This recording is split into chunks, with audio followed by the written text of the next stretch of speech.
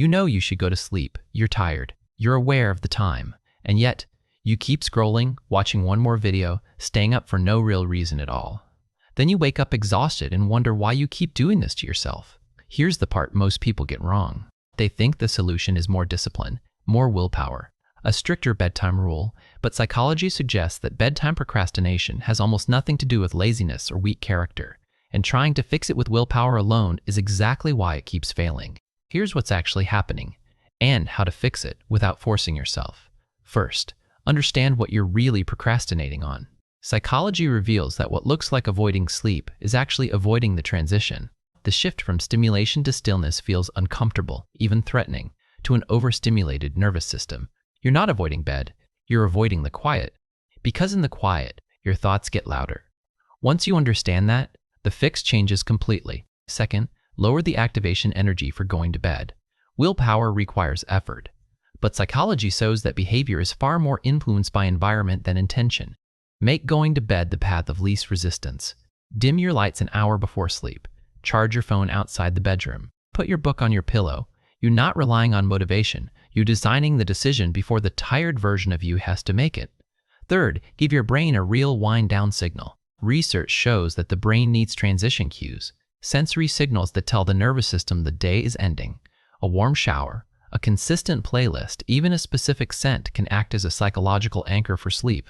Over time, the cue alone begins to trigger relaxation.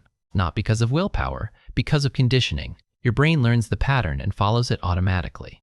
Fourth, address the hidden reward keeping you awake. Psychologists call late-night scrolling revenge bedtime procrastination, a way of reclaiming personal time after a day that felt controlled by obligations. It's not random, it's a quiet rebellion. If your daytime feels like it belongs to everyone else, your nighttime becomes the only space that feels like yours. The fix isn't to eliminate that need, it's to meet it earlier.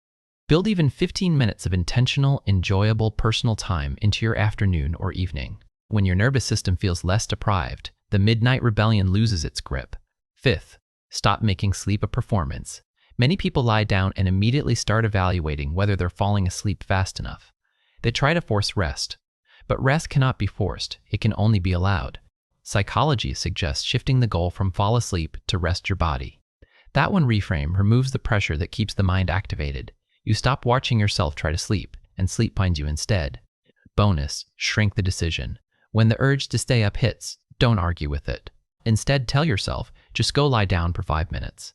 Research on behavioral psychology shows that starting the motion, even without commitment, almost always leads to follow-through. You don't need to want to sleep, you just need to move toward it. Here's the mindset shift that ties it all together.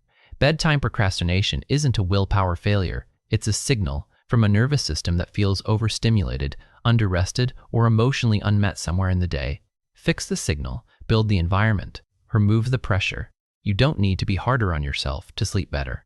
You need to make sleep feel safe enough to choose. Subscribe to Sensesnap for psychology that gives you real tools, not just information. The next video might explain why your brain resists rest even when your body is exhausted.